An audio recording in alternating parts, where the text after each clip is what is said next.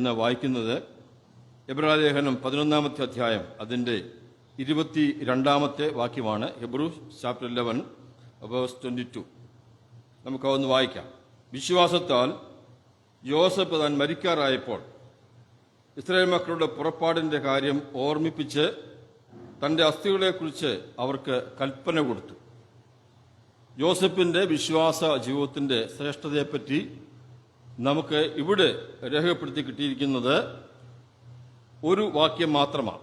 നമുക്ക് കഴിഞ്ഞ ദിവസങ്ങളൊക്കെ അങ്ങനെയാണല്ലോ ചിന്തിച്ചത്. ഉൽപ്പത്തി പുസ്തകത്തിൽ ധാരാളം അധ്യായങ്ങൾ തന്നെ തൻ്റെ ചരിത്രം രേഖപ്പെടുത്തിയിട്ടുണ്ട്.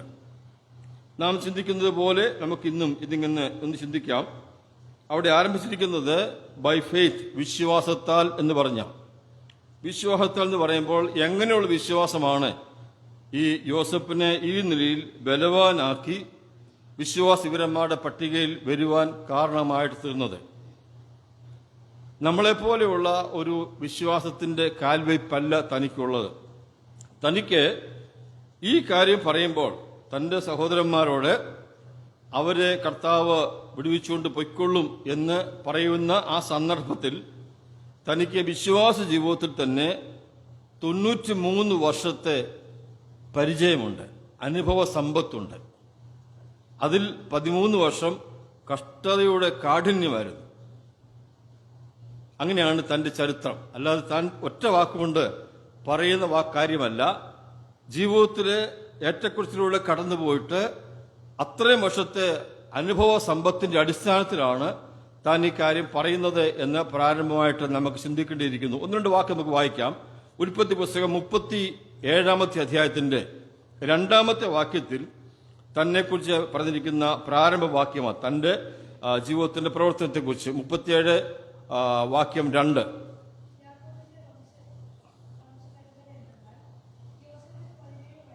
മതി. ജോസഫിന് 17 വയസ്സായപ്പോഴാണ് അപ്പൻ പറഞ്ഞതനുസരിച്ച് സഹോദരന്മാരെ കാണുവാൻ അവരുടെ ക്ഷേമം അന്വേഷിക്കുവാൻ താൻ യാത്ര പുറപ്പെടുന്നത്. 41 അധ്യായം അതിന്റെ 46 വാക്യം, ചാപ്റ്റർ 41 വേഴ്സ് 46.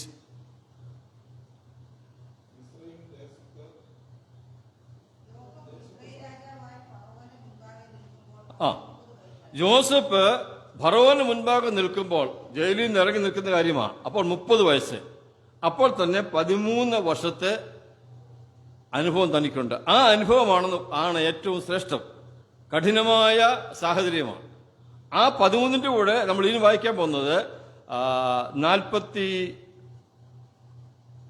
50 വാക്യത്തിന്റെ 22 വാക്യം വായിച്ച്, ചാപ്റ്റർ 50 50 വാക്യം അധ്യായം 22 വാക്യം, വേഴ്സ് 22.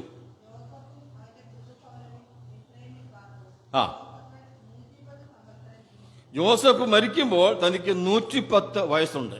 അങ്ങനെ നോക്കിയാൽ 93 വർഷം താൻ അപ്പന്റെ വീട്ടിൽ നിന്ന് പുറപ്പെട്ട ശേഷം കടന്നുപോയി.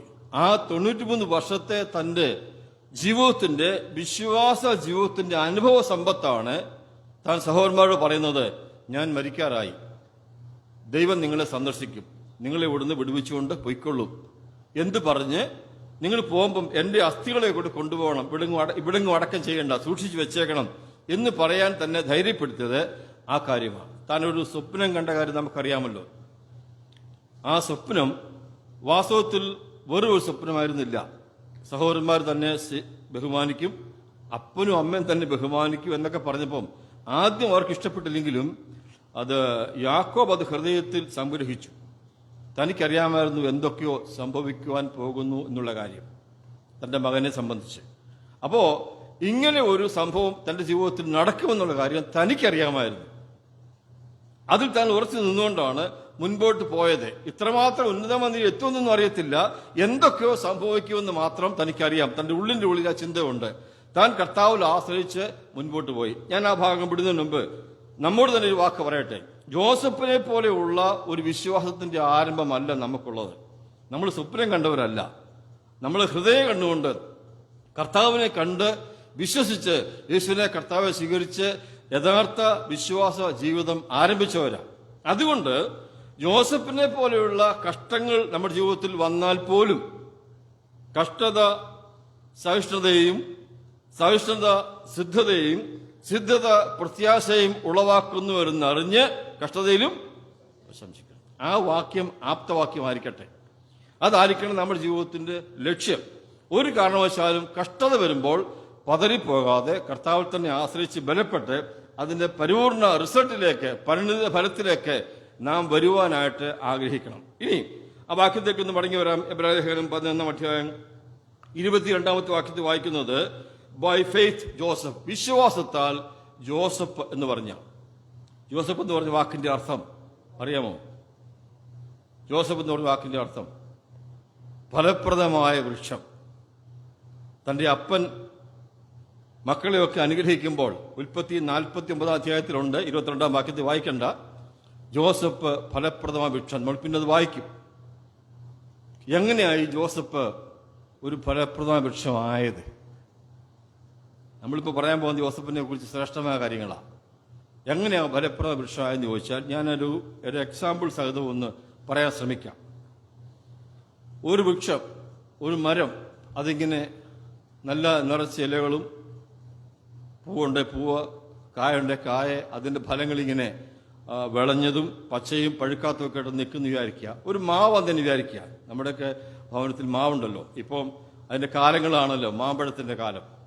ഒരു വീടിന്റെ മുറ്റത്ത് വലിയൊരു വൃക്ഷം മാവ് നിൽക്കുന്നു. അത് കണ്ടിട്ട് ആൾക്കാർ പറയുന്നു, എത്ര ഭംഗിയായിരിക്കുന്നു, എത്രമാത്രം ഫലം ഇതിനുണ്ട്. ആ മാവിന് സംസാരിക്കാൻ കഴിയുമായിരുന്നെങ്കിൽ മാവ് പ്രത്യേക സംസാരിക്കാൻ തുടങ്ങുമായിരുന്നു. എന്തെന്നറിയാ പറയുന്നത്, ഒരു സീഡ് കൊണ്ട് കുഴിച്ചിട്ടായിരുന്നു എൻ്റെ ആരംഭം, ഒരു വിത്ത്. അതിങ്ങനെ പടർന്നു വന്നു. ഒരു 4 ഇല വന്നപ്പം അതിൽ നടന്നു പോയ ഒരു ആട്ടിൻകുട്ടി അതിനെ ചവിട്ടി ഒരേല അങ്ങ് ഒടിഞ്ഞുപോയി. ഞാൻ എന്ത് വേദന അനുഭവിച്ചെന്നറിയാവും. എൻ്റെ യജമാനൻ വന്ന് ചെറിയ വേലിയെ കെട്ടി എന്നെ സംരക്ഷിച്ചു.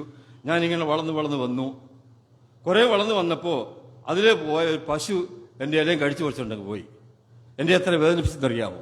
അത് കഴിയുമ്പോൾ ഞാൻ കുറച്ചുകൂടി വളർന്നു വന്നു. ഒരു 4 കായുണ്ടായപ്പം സ്കൂളിൽ പോയി വന്ന് പിള്ളേർ കല്ലെറിഞ്ഞ് എൻ്റെ കായും പോയി, എൻ്റെ കൊമ്പ് ഒടിഞ്ഞു, ഞാൻ എന്ത് വേദന അനുഭവിച്ചു. ഇങ്ങനെ തനിക്ക് ചരിത്രം ഒത്തിരി പറയാനുണ്ട്. നമ്മൾ കാണുമ്പം എന്താ കാണുന്നത്? പൂത്തു നിൽക്കുന്ന, കാഴ്ച നിൽക്കുന്ന ഭയങ്കര മരമാണ്. അത് ധാരാളം ഫലങ്ങൾ കൊടുക്കുമ്പോൾ നമുക്കിത് അറിയത്തില്ല, നമുക്കിത് ഓർമ്മയില്ല. അതിന് ചരിത്രം ഒത്തിരി പറയാനുണ്ട്, കഥ ഒത്തിരി പറയാനുണ്ട്. ശരിയാണോ? ജോസഫോട് ചോദിച്ചാലോ? ഇപ്പൊ ജോസഫ് ആരാ നമ്മുടെ ദൃഷ്ടിയിൽ? പണ്ടാരായിരുന്നു? നോക്കാം.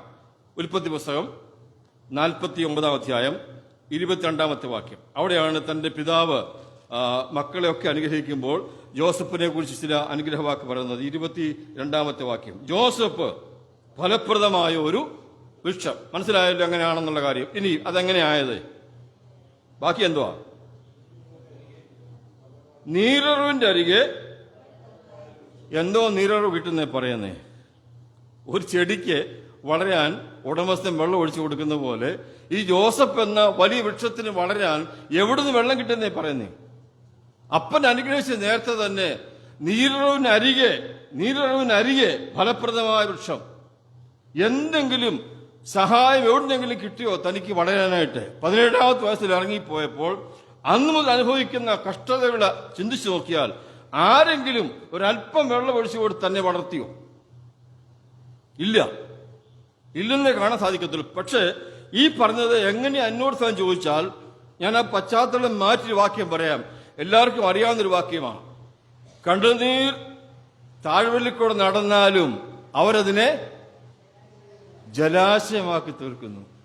ഈ മനുഷ്യന് ഒത്തിരി കരഞ്ഞിട്ടുണ്ട് ഉണ്ടെന്ന് പറയാൻ കാരണമുണ്ട്. വാക്യം വായിച്ചു. ഉൽപ്പത്തി 42:21 തന്റെ സഹോദരന്മാർ ആഹാരം വാങ്ങിക്കാൻ ചെല്ലുമ്പോൾ അവർ കഷ്ടപ്പെടുന്ന സമയത്ത് അവർ അന്യോന്യം പറയുന്ന വാക്ക 42:21 ഇത് നമ്മുടെ സഹോദരനോട് നാം ചെയ്ത ദ്രോഹമാകുന്നു, അവൻ നമ്മോട് കെഞ്ചിയപ്പോൾ. മനസ്സിലായോ? എപ്പോഴാ കെഞ്ചിയെന്നറിയാമോ? കുഴി കിടന്നപ്പം. എന്തേ കെഞ്ചി എന്ന് പറഞ്ഞാൽ? വീണപേക്ഷിച്ച് ഞാൻ ചിന്തിക്കുന്നത് നിശ്ചയമായിട്ടും അവൻ കണ്ണു നിറഞ്ഞ് കരഞ്ഞു കാണും, മരിച്ചു പോകുമെന്ന് ഭയപ്പെട്ട് കാണും. ആ കണ്ണുനീർ എവിടെ വീണു? ഈ വൃക്ഷത്തിന്റെ ഈ ചെടിയുടെ ചുവട്ടിൽ വീണു. അന്ന് മുതൽ തുടങ്ങിയ കണ്ണുനീരാ. ഇസ്മായിലിലെ കച്ചവടക്കാര് ബന്ധിക്കപ്പെട്ടതിനായിട്ട് കൊണ്ടുപോകുമ്പോഴും അവൻ കരഞ്ഞു കാണും. ഒരു ഓഫീസറുടെ വീട്ടുജോലിക്ക് നിൽക്കുമ്പോൾ അവന്റെ വീട്ടിലെ സമ്പത്തോർത്ത് അവൻ കരഞ്ഞു കാണും. ചെയ്യാത്ത പാപത്തിന് ജയിലിൽ പോയപ്പോൾ അവൻ കരഞ്ഞു കാണും. ഒക്കെ നമ്മൾ ഊഹിക്കുന്ന കാര്യങ്ങളാണ്. ഈ കണ്ണുനീരെല്ലാം നീരുറവാക്കി മാറ്റി ആരാ? പ്രിയ സഹോദരന്മാരെ, ഞാൻ പറയട്ടെ, കണ്ണുനീരോട് പ്രാർത്ഥിക്കുന്നവര് നിർത്തണ്ട. കരഞ്ഞു. ഒരു തുള്ളി കണ്ണുനീരിന് പോലും മറുപടി കിട്ടാതിരിക്കത്തില്ല. അതെല്ലാം നീരുറവായി തീരുന്ന സമയമുണ്ട്. അതെല്ലാം ഫലമായി തീരുന്ന സമയമുണ്ട്. സംശയമില്ലാത്ത കാര്യമാണ്. ജോസഫ് നമ്മുടെ മുമ്പിൽ ഒരു മാതൃകയായിട്ട് നിൽക്കുക. അവന്റെ കണ്ണുനീര് നീരുറവായി തീർന്നു. അവനെ ഒരു വലിയ വൃക്ഷമാക്കി പടർത്തുവാൻ അത് മുഖാന്തരമായി തീർന്നെങ്കിൽ എനിക്കും നിങ്ങൾക്കും കണ്ണുനീരൊഴുക്കി പ്രാർത്ഥിക്കുന്നതിന് ആവശ്യമുണ്ടെങ്കിൽ, ഭാരമുണ്ടെങ്കിൽ കുറവ് വരുത്തണ്ട. ഒരിക്കലും അതിന് ഫലമുണ്ടാകും. വിഷയം എന്തുമാകട്ടെ നമുക്ക് സന്തോഷത്തോടെ മുൻപോട്ട് പോകാം. ഇനി അതിന്റെ ബാക്കി എന്താ പറഞ്ഞിരിക്കുന്നത്? യോസഫ് ഫലപ്രദമായ ഒരു വൃക്ഷം, നീരോടിനറിയ ഫലപ്രദമായൊരു വൃക്ഷം, അതിന്റെ കൊമ്പുകൾ മതിലിന്മേൽ പടരുന്നു പറഞ്ഞാൽ, നമ്മൾ സാധാരണ ഒരു ചെടി കൊണ്ട് വെച്ച ശേഷം അവിടെ എവിടെയെങ്കിലും അതിന്റെ അപ്പുറത്തൊരു മതിൽ പണിയുമോ, അതോ മതിലിന്റെ സൈഡിൽ കൊണ്ട് ചെടി വെക്കുകയാണ് ചെയ്യുന്നത്? അല്ലയോ? മതിലിന്റെ സൈഡിൽ കൊണ്ട് ചെടി വെക്കുക. മതിലാരും ചെടി വളരാൻ വേണ്ടി പണിയത്തില്ല.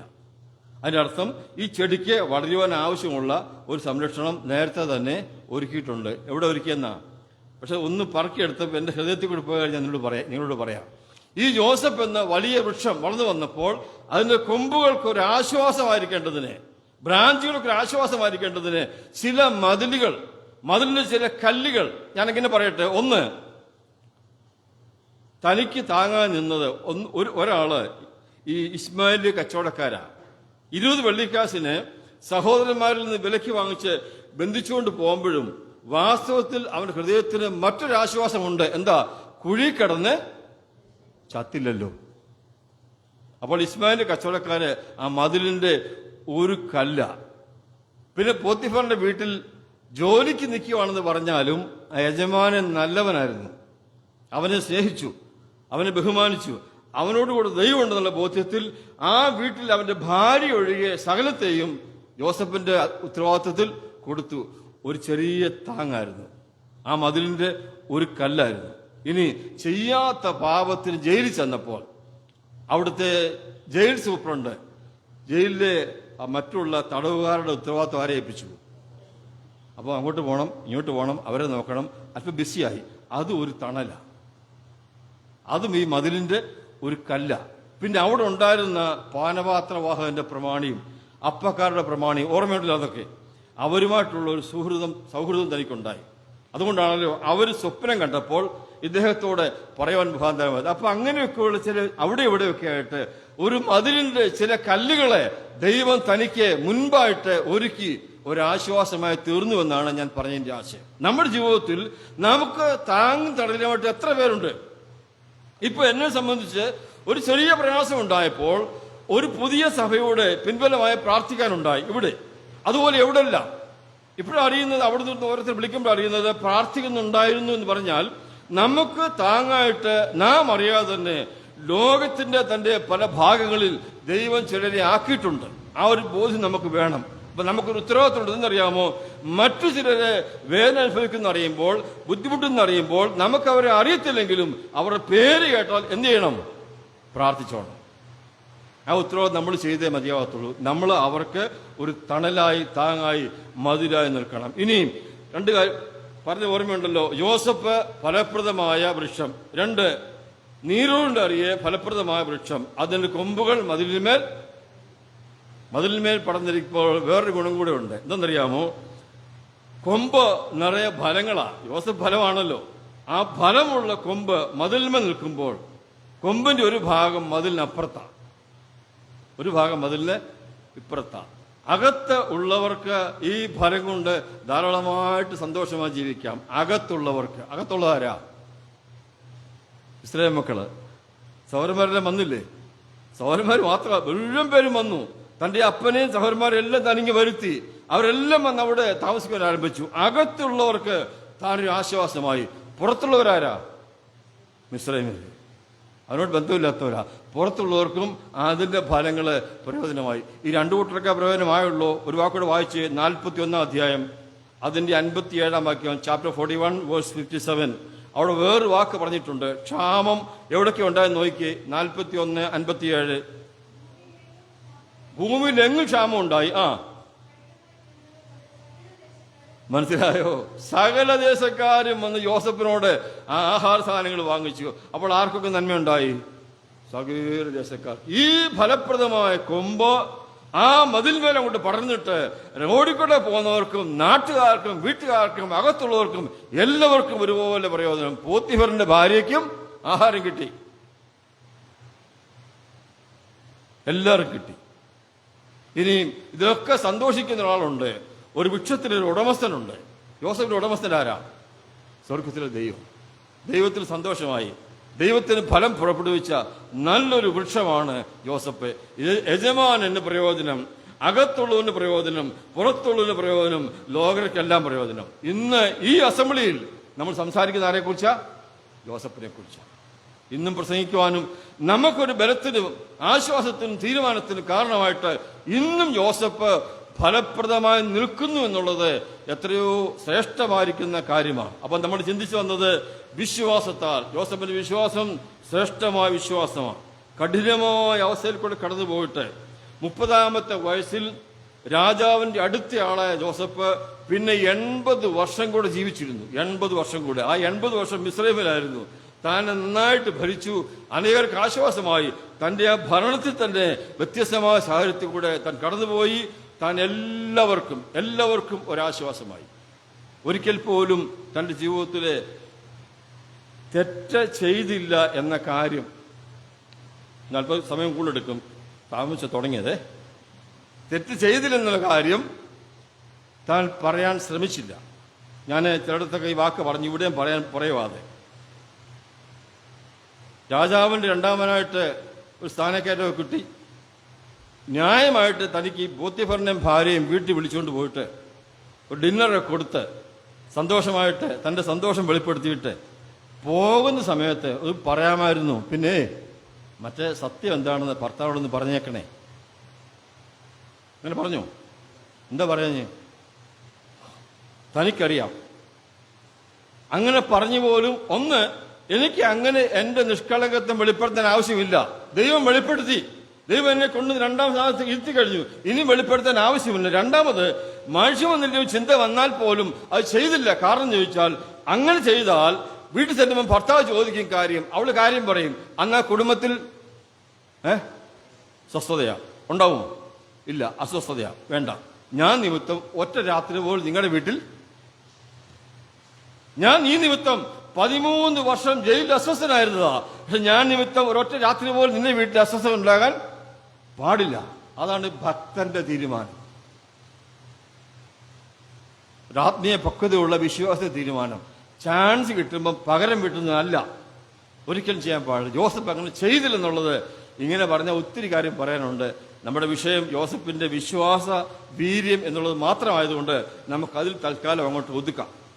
യോസഫ് പറഞ്ഞത് മരിക്കാറായപ്പോൾ, അങ്ങനെ വായിച്ചത്, വിശ്വാസത്താൽ ജോസഫ് മരിപ്പാറായപ്പോൾ തന്റെ സഹോദരന്മാരോട് എന്താ പറഞ്ഞത്? വായിച്ചേ, 11:22.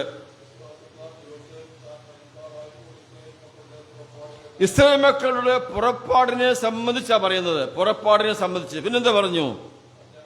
തന്റെ അസ്ഥികളെ കുറിച്ച് കൽപ്പന കൊടുത്തു. നമുക്ക് മടങ്ങി വരാം 50-ാം അധ്യായത്തിലേക്ക്. ഉൽപ്പത്തി പുസ്തകം 50-ാം അധ്യായം. അവിടെയാണ് താൻ പുറപ്പാടിനെ കുറിച്ച് കൽപ്പന കൊടുക്കുന്നത്. ഇവിടെ യോസഫിന്റെയും അവരുടെ എല്ലാം പിതാവായ യാക്കോബ് മരിച്ചു കഴിഞ്ഞപ്പോൾ സഹോദരന്മാർക്ക് ആകെ ഒരു അങ്കലാപ്പായി.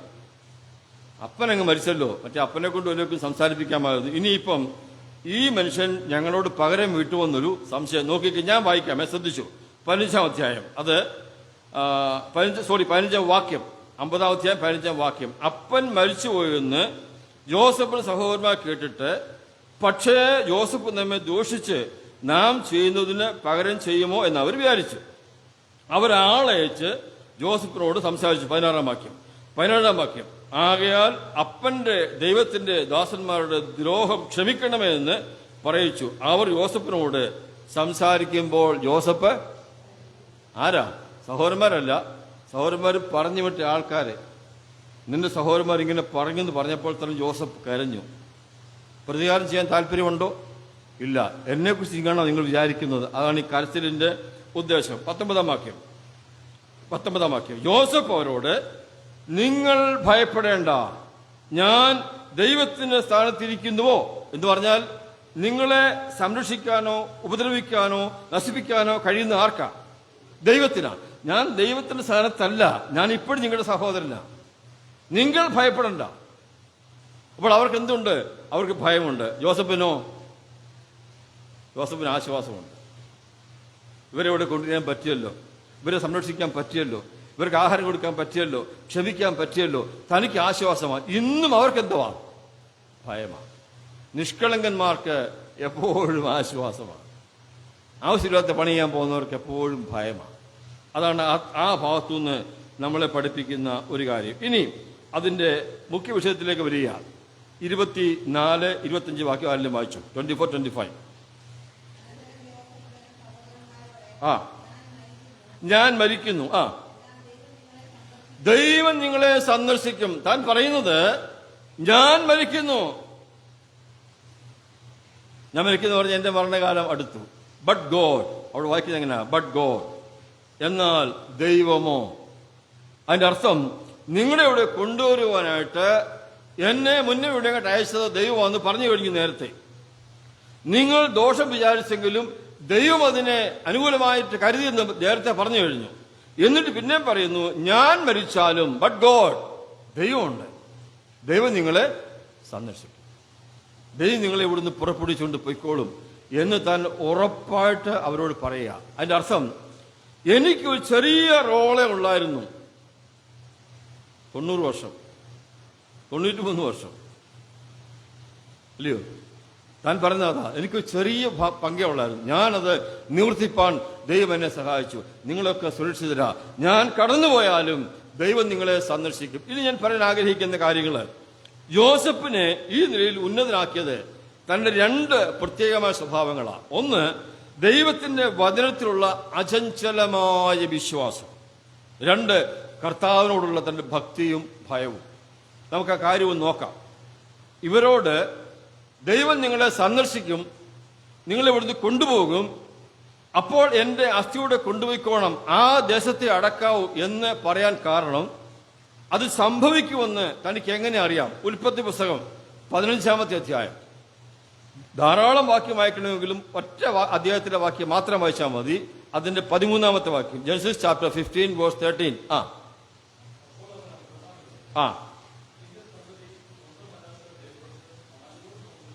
നിന്റെ സന്തതി സ്വന്തമല്ലാത്ത ദേശത്ത് 400 സംവത്സരം അടിമകളായിട്ട് പാർക്കും. ഇത് അബ്രഹാമിനോട് യഹോവയാ ദൈവം പറഞ്ഞ കാര്യമാണ്. അന്ന് അബ്രഹാമിനോട് പറഞ്ഞ കാര്യമാണ്. നിന്റെ സന്തതി സ്വന്തമല്ലാത്ത ദേശത്ത് 400 സംവത്സരം പാർക്കും. അടുത്ത വാക്യം, അവർ സേവിക്കുന്ന ജാതിയെ ഞാൻ വിധിക്കും. അതായത് മിസ്രയീമിനെ ഞാൻ വിധിക്കും. അതിനുശേഷം അവർ വളരെ സമ്പത്തോടുകൂടെ പുറപ്പെട്ടു വരും. സമ്പത്തോടുകൂടെ മാത്രമല്ല, പുറപ്പാട് പുസ്തകം വായിക്കുമ്പോൾ ആൾപ്പെരുപ്പത്തോടുകൂടി അവിടെ പറഞ്ഞിട്ടുണ്ട്. 3 കാര്യം അവിടെ പറഞ്ഞു. ഒന്ന്, നിന്റെ സന്തതി സ്വന്തമല്ലാത്ത ദേശത്ത് 400 സംവത്സരം അടിമകളായി പാർക്കും. 2, അവരെ പീഡിപ്പിക്കുന്നവരെ ഞാൻ പീഡിപ്പിക്കും. 3, അവർ വലിയ സമ്പത്തോടും വലിയ ജനമായിട്ടും അവിടെ ഞാൻ അവരെ പുറപ്പെടുവിച്ചുകൊണ്ട് വരും. അതേ വാക്ക് തന്നെ പറഞ്ഞിരിക്കുന്നത്, പുറപ്പെടുവിക്കും. ഈ 3 കാര്യം. ഇത് അബ്രഹാം ഇസ്ഹാക്കിനോട് പറഞ്ഞു, ഇസ്ഹാക്ക് യാക്കോബിനോട് പറഞ്ഞു, യാക്കോബ് യോസഫിനോട് പറഞ്ഞു. യോസഫ് അത് വിശ്വസിച്ചു. അത് വിശ്വസിക്കുക മാത്രമല്ല, തന്റെ കഴിഞ്ഞകാല ചരിത്രത്തിൽ താന് ഇസ്രായേലിലായിരുന്നപ്പോഴും അവിടുന്ന് പോന്നു കഴിഞ്ഞിട്ടും ദൈവത്തിന്റെ നടത്തിയ വിധങ്ങളും ദൈവത്തെക്കുറിച്ചുള്ള തന്റെ ആ പൂർണ്ണമായ വിശ്വാസത്തിലും താൻ ഉറച്ചിട്ട് ഇപ്പോൾ പറയുന്നു, എനിക്ക് നല്ല ബോധ്യമുണ്ട്, അന്ന് എന്റെ അപ്പന്റെ അപ്പനോട് ദൈവം പറഞ്ഞ കാര്യം ഇനി ശേഷിക്കുന്നത് ഇതൂടെ ഉള്ളൂ. ഏതാ? നിങ്ങളെ ഇവിടുന്ന് കൊണ്ടുപോകും. അത് നടന്നിരിക്കും. ഇതാ വിശ്വാസം. ഞാൻ ചോദിക്കട്ടെ, നമ്മൾ കഴിഞ്ഞ കാലങ്ങളിൽ എത്രയോ വാക്യം കാണാതെ പഠിച്ചു. ഉച്ചലേവൽ വാക്യം കാണാതെ പഠിക്കുക. സൺഡേ സ്കൂളിലും ബാലസംഘത്തിനും വാക്യ മത്സരത്തിനും വാക്യം പറഞ്ഞ് സമ്മാനം പഠിച്ചിട്ടുണ്ട്. വെറുതെ പഠിച്ചോ അല്ലേ? പലതും പഠിക്കാൻ വേണ്ടി പഠിച്ചതാ, പലതും സമ്മാനത്തിന് വേണ്ടി പഠിച്ചതാ. ഒന്ന് തിരിഞ്ഞു നോക്കിക്കുക, ഓരോ വാക്യം ഒന്ന് വായിച്ചു നോക്കി, ഓരോ വാക്യം ഒന്ന് ഉരുവിട്ട് നോക്കിക്കുക. അതിന്റെ അർത്ഥം എന്നാ? ഓരോ വാക്യത്തിലും ഒന്നുകിൽ വാഗ്ദത്തമുണ്ട്, അല്ലെ കൽപ്പനയുണ്ട്. ഒന്നുകിൽ വാഗ്ദത്തമുണ്ട്, അല്ലെ കൽപ്പനയുണ്ട്. വാഗ്ദത്തം താൻ നിവർത്തിക്കും, കൽപ്പന നമ്മൾ അനുസരിക്കണം. പക്ഷെ അതിനാണ് നമ്മൾ വാക്യം പഠിച്ചത്? അല്ല. വാക്യം പഠിച്ചത്, കാണാൻ പഠിച്ചത് മത്സരിക്കാനാ, സമ്മാനം മേടിക്കാനാ. നല്ല കാര്യമാണ്, പക്ഷെ അത് പോരാ. യോസഫ് മത്സരിക്കാൻ വാക്യം പഠിച്ച ആളല്ല. അപ്പനും വല്യപ്പനും ഒക്കെ പറഞ്ഞ കാര്യം ആ വാക്യം ഹൃദയത്തിൽ താൻ സംഗ്രഹിച്ചു വെച്ചു. ജീവിതത്തിന്റെ അനുഭവം കൂടെ കൂട്ടിച്ചേർത്തപ്പോൾ ശേഷിക്കുന്ന കാര്യവും സംഭവിക്കുമെന്ന് ഉറപ്പായിട്ട് പറയുക. ഞാൻ മരിക്കും, but God will visit U. ഞാൻ മരിക്കും, ദൈവം നിങ്ങളെ സന്ദർശിക്കും. തനിക്ക് ആ ദൈവത്തെക്കുറിച്ച് നല്ല ബോധ്യമുള്ളത് കൊണ്ടാണ് പറഞ്ഞത്. ഞാൻ ആ വചനത്തിലുള്ള ആശ്രയത്തെക്കുറിച്ച് ആ വാക്യം മാത്രമേ വായിക്കുന്നുള്ളൂ, മറ്റു പല വാക്കുകൾ വായിക്കാനുണ്ട് എങ്കിൽ പോലും. ഇനി ദൈവത്തോടുള്ള തന്റെ മനോഭാവം അഥവാ ദൈവത്തെക്കുറിച്ചുള്ള തന്റെ ചിന്ത, അത് വളരെ ശ്രേഷ്ഠമായിരിക്കുന്ന കാര്യമാണ്, ഒരു കൊച്ചു കാര്യമല്ല. താന് കുഴിയിലിടപ്പെട്ടു, അവിടുന്ന് കരകയറി വിറ്റു, അവിടുന്ന് ഒരു വീട്ടിലെ ജോലിക്ക് വന്നു. അവിടെ യോഗ്യമായി ജീവിക്കുമ്പോൾ അയോഗ്യമായ കാര്യം ചെയ്തു എന്ന കുറ്റാരോപണത്തിൽ ജയിലിൽ പോയി. ആ അയോഗ്യമായ കാര്യം ചെയ്യാതിരിക്കുന്നത് മുതലാണ് ജോസഫിനോട് ദൈവത്തോടുള്ള ബഹുമാനം മനസ്സിലാക്കാൻ പോകുന്നത്. വായിച്ചോ, 39 അധ്യായം, ഉൽപ്പത്തി 39 9 വാക്യത്തിൽ താൻ ദൈവത്തെക്കുറിച്ച് എന്താ പറയുന്നത് നോക്കിക്കേ. 39:9. ആ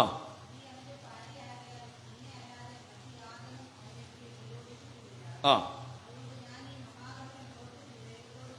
ഞാൻ ഈ മഹാദോഷം പ്രവർത്തിച്ച് ദൈവത്തോട് പാപം ചെയ്യുകയില്ല. ആ വാക്ക് അടിവരയിടണം. ഞാൻ ഈ മഹാദോഷം ചെയ്ത് നിന്റെ ഭർത്താവിനെ വഞ്ചിക്കത്തില്ലെന്നാണോ പറഞ്ഞത്? അല്ല. എന്നെ ജോലി കേൾപ്പിച്ച യജമാനെ ഞാൻ ചതിക്കുമെന്നാണോ പറഞ്ഞത്? അല്ല. തനിക്ക് അതൊരു വിഷയമേ അല്ല. താൻ പറയുന്നത് മറ്റാരെ കുറിച്ചുമല്ല. ഞാൻ ഈ പാപം ചെയ്യുന്നത് ദൈവത്തിനെതിരെയുള്ള പാപമാണ്, വേറൊന്നുമല്ല താൻ പറഞ്ഞത്. അത് തന്റെ ആ മനോഭാവം നോക്കണം. തന്റെ മനോഭാവം ഏതൊരു തെറ്റും ദൈവത്തിനെതിരെ ഉള്ളതാണ്. നാം നിസാരമെന്ന് കാണുന്ന ഈ ലോകത്തിലെ ഭരണാധികൾ പറയുന്ന കാര്യങ്ങൾ പോലും നാം ലംഘിച്ചാൽ അതും ലംഘനമാണ്. ട്രാഫിക് നിയമം പോലും ലംഘിക്കുവാൻ പാടില്ല. കാരണം സകല അധികാരികളും ആക്കിയിരിക്കുന്ന ആരാ? ദൈവമാണ്. ടാക്സ് വെട്ടിക്കാൻ പാടില്ല, കരമടക്കാതിരിക്കാൻ പാടില്ല, ഒരു തെറ്റ് ചെയ്യാൻ പാടില്ല. അതെല്ലാം കൽപ്പന ലംഘനമാണ്, ദൈവത്തിനെതിരെയുള്ള പാപമാണ്. ഇത് മാത്രമല്ല. അപ്പോൾ ഈ വിഷയത്തിൽ ഒന്നാമത് താൻ പറയുന്നത്, ഞാൻ പാപം ചെയ്ത് ദൈവത്തോട് എങ്ങനെ പാപം ചെയ്യും? തന്റെ വിചാരമാണ്. താനെ നമ്മളൊരു കാര്യം ഓർക്കണം, ഈ മനുഷ്യന് ഇരിക്കുന്ന വീട്ടിൽ വേറെ ആരുമില്ല. താന് ഇസ്രായേലിലല്ല, യഹൂദന്മാർ മധ്യ വസിക്കുകയില്ല, തന്റെ വീട്ടിൽ വസിക്കുകയില്ല. തന്നെ പരിചയമുള്ള ഒറ്റ മനുഷ്യര് മിസ്രയീം ദേശത്തെങ്ങുമില്ല. പരിചയമുള്ള ഒറ്റ മനുഷ്യന്, തന്റെ സ്വന്തക്കാരിൽ ആരെങ്കിലും മിസ്രയീം ദേശത്തെങ്ങും ഇല്ല. എങ്ങനെ ജീവിക്കാം? വയ്യാത്ത എങ്ങനെയും ജീവിക്കാം. താൻ പറഞ്ഞത് ഈ പാവം ദൈവത്തിനെതിരെയുള്ള പാവമാണ്. അവിടെയാണ് തന്റെ വിജയത്തിന്റെ ഒന്നാമത്തെ പടി താൻ കയറാൻ തുടങ്ങുന്നത്. ദൈവം തനിക്ക് അനുകൂലമായി പ്രവർത്തിച്ചു. ജയിലിൽ പോയെങ്കിലും അവിടെ നിന്ന് തന്നെ കരകയറ്റി രാജാവിന്റെ അടുത്ത കസരയിൽ തന്നെ ഇരുത്തി. രണ്ടാമത്തെ കാര്യം നോക്കിക്കേ, 41 അധ്യായം അതിന്റെ 16 വാക്യം.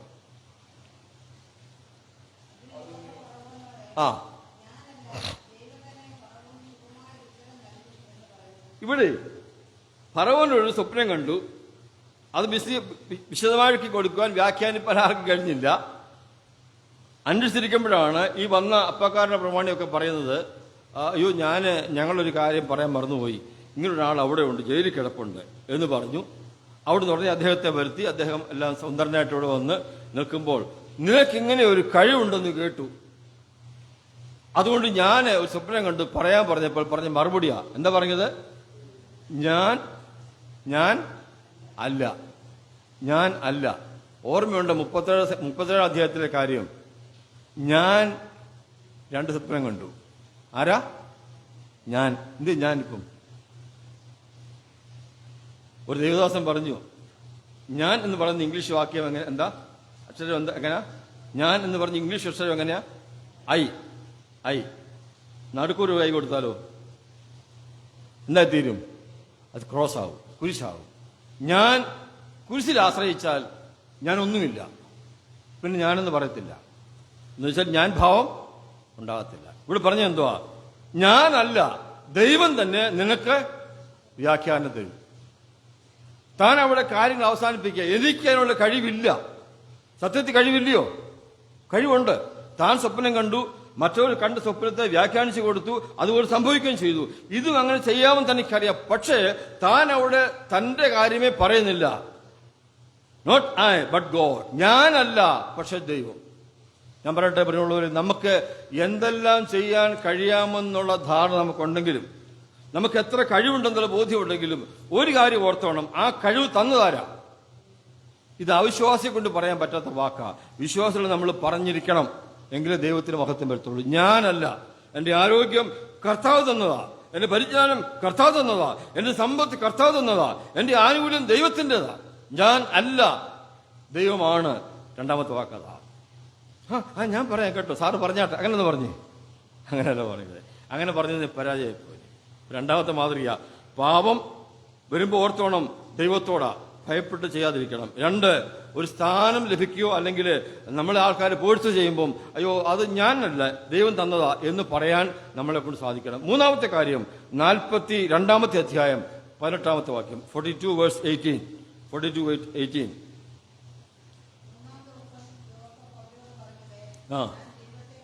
ഞാൻ ദൈവത്തെ ഭയപ്പെടുന്നു. ആരോടെന്നറിയാമോ? സഹോദരന്മാരോടാ. ഇത് ഇടയ്ക്കൊരു ചെറിയ കുസൃതി കാണിച്ചു യോസഫ്. എന്തെന്നറിയാമോ? ഇവരെ 2 പേരെ പിടിച്ച് ഒന്ന് തടവിലാക്കി. ഒന്ന് ഭയപ്പെടുത്താൻ വേണ്ടി ചെയ്തതാ. എന്നിട്ട് പറഞ്ഞ് മറ്റവരെയും പിടിച്ചുകൊണ്ട് പോയിട്ട് അപ്പനെ കൊണ്ടുവരാൻ പറഞ്ഞു.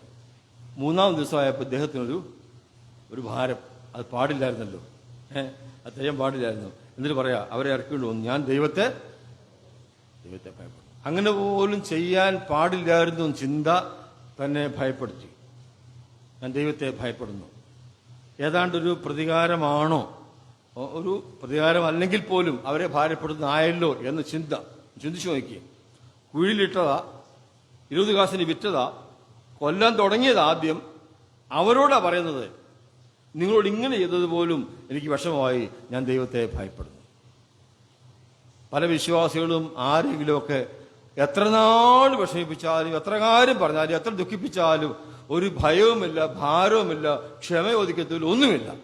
ഇങ്ങനെ പോയി പ്രാർത്ഥിക്കുകയും ആരാധിക്കുകയും സന്തോഷമായിട്ട് പോവുകയും ചെയ്യും. ഒരു കുഴപ്പമില്ല. ജോസഫ് അങ്ങനെയല്ല.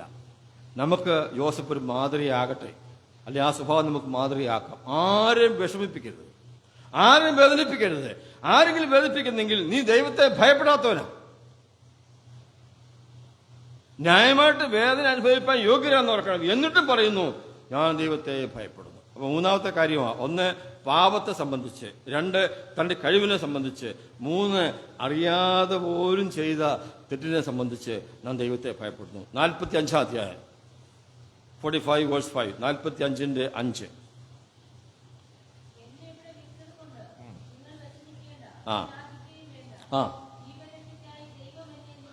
മനസ്സിലായോ? നിങ്ങൾ എന്നെ വിറ്റു, നിങ്ങൾ വിഷമിക്കണ്ടെന്നേ. മനസ്സിലായോ? ക്രൂരന്മാരാ, ചതിയന്മാരാ എല്ലാം പറഞ്ഞോ? ഇതൊക്കെ നോട്ടിൽ വെച്ചോണം. ഒരൊറ്റ കുഞ്ഞിനോട് അങ്ങനെ പറയരുത്. നമുക്കെതിരെ ആരെന്ത് ചെയ്താലും തമ്പുരാൻ അനുവദിച്ചിട്ട് ചെയ്യുന്നതാ. അതിന് പിമ്പിൽ ഉദ്ദേശമുണ്ടെന്നേ. ഉദ്ദേശമില്ലാതെ ഒന്നും ചെയ്യത്തില്ല. നിങ്ങൾ എന്നോട് വിറ്റത് കൊണ്ട് വിഷമിക്കണ്ട, വിഷാദിക്കണ്ട. ദൈവം നിങ്ങളെ കരുതാനായിട്ട് ക്ഷാമം വരുമ്പോൾ നിങ്ങൾ ക്ഷാമത്തിൽ അകപ്പെട്ട് നശിക്കാതിരിക്കാനായിട്ട് എന്നെ ഇവിടെ മുമ്പേ അയച്ചിട്ട് പാണ്ഡികശാല പണിയിക്കാനും ധാരാളം ആഹാരങ്ങൾ ശേഖരിച്ചു വെക്കാനും നിങ്ങൾ ഇങ്ങോട്ട് വന്ന് ഇവിടെ താമസിച്ച് ആഹാരം കഴിപ്പാനും ദൈവം ഒരുക്കിയ വഴിയാണെന്ന്. ഏത് വഴിയാ? നിങ്ങൾ എന്നെ കുഴിയിട്ടതും എന്നെ വിറ്റതും. ആർക്ക് പറയാൻ സാധിക്കൂത്? ദൈവത്തിന്റെ കരുതലാണെന്ന്. അതാണ് ഭക്തൻ.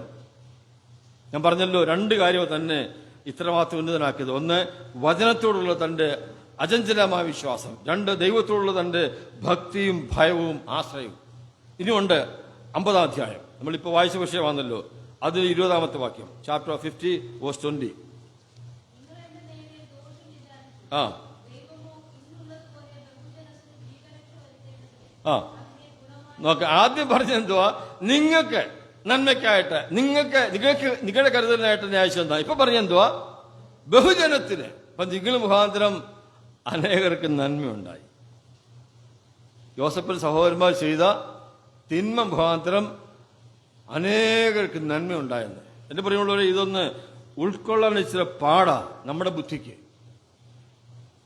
ഈ 93 വർഷം ഈ മനുഷ്യൻ കടന്നുപോയ വഴികൾ ഏറ്റക്കുറിച്ചിലുണ്ടായിരുന്നു, വ്യത്യസ്തമായിരുന്നു. അതിന്റെ അവസാനം പറയുന്ന വാക്ക, അപ്പോഴും താൻ ദൈവമെന്നല്ലാതെ മറ്റൊരു കാര്യം പറയുന്നില്ല. എന്റെ ശുശ്രൂഷ, എന്റെ ജീവിതം വിജയകരമായിരുന്നു പറഞ്ഞിട്ടില്ല, അനുഗ്രഹമായിരുന്നു പറഞ്ഞിട്ടില്ല, ഒന്നും എന്റെ കാര്യമല്ല പറഞ്ഞത്. അവസാനം വരെ പറഞ്ഞത് ദൈവം എന്ന വാക്ക പറയുന്നത്.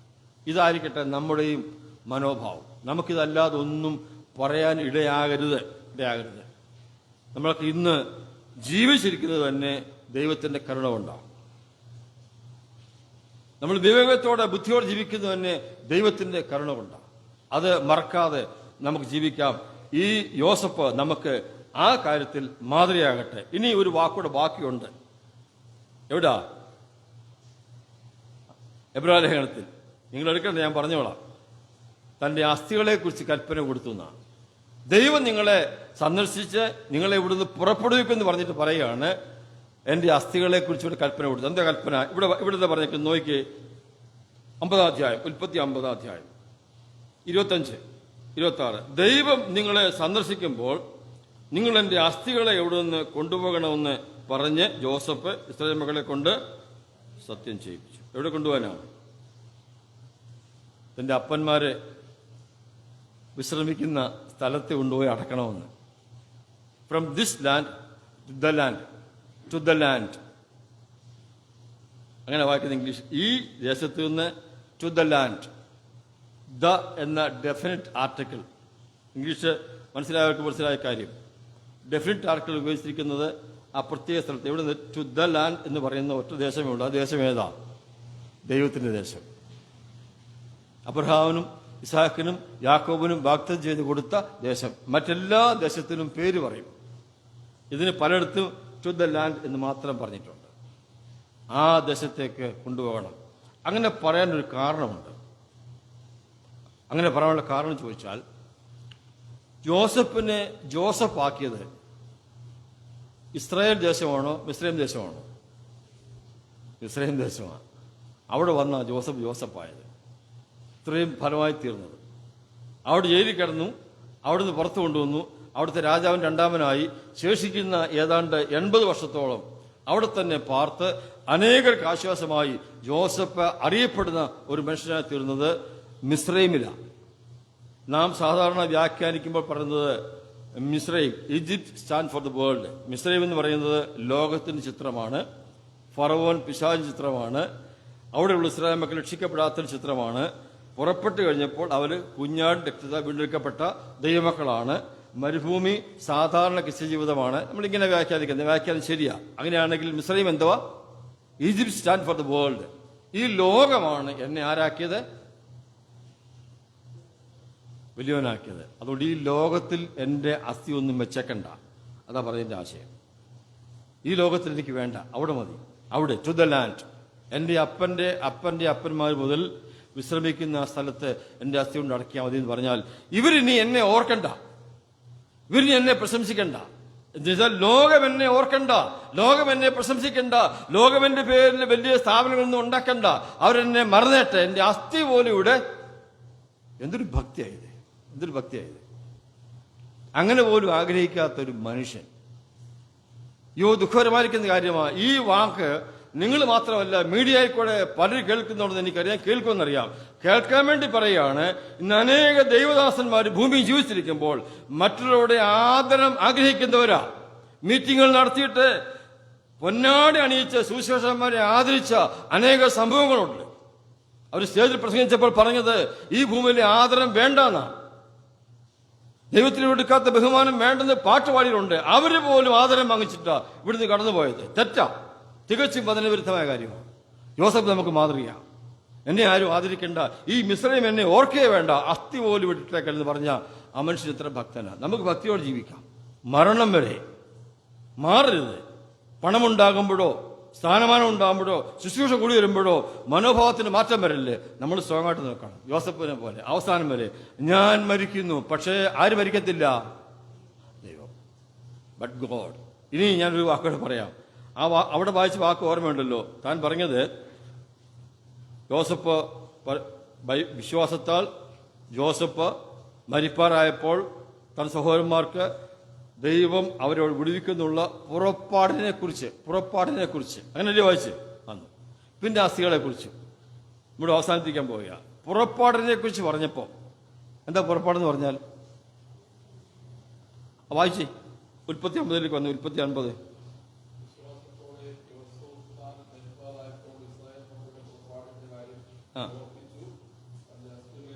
കൽപ്പന കൊടുത്തു. ഇനി 50 24 വായിച്ചേ.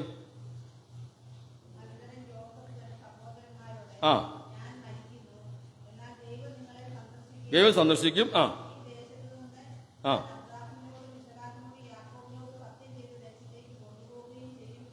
എന്ന് പറഞ്ഞു.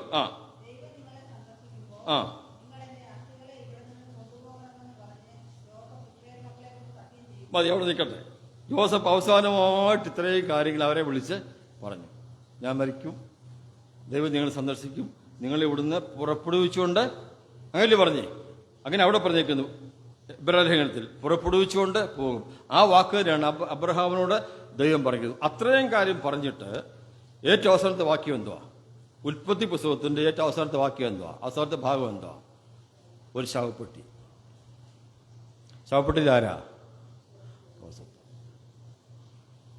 പക്ഷെ ജോസഫ് ഒരു കാര്യം പറഞ്ഞായിരുന്നല്ലോ, ഞാൻ മരിക്കുന്നു, but God will visit U. ദൈവം നിങ്ങളെ സന്ദർശിക്കും. എന്നിട്ടെന്ത് ചെയ്യും? നിങ്ങളെവിടുന്ന് ശരിയായ വാക്ക് പറ, പുറപ്പെടുവിക്കും. അടുത്ത പേജ് നോക്കി ബൈബിളിന്റെ അടുത്ത പേജിന്റെ ഹെഡിങ് എന്തുവാ?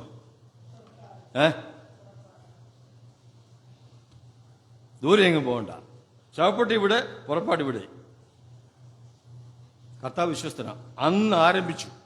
ഉൽപ്പത്തി കഴിഞ്ഞ് പുറപ്പാട് പുസ്തകം 1-ാം അധ്യായം പോലും വീട്ടിൽ പോയി വായിച്ചാൽ അറിയാം. അന്ന് ആരംഭിച്ചു കർത്താവിന്റെ പദ്ധതികൾ.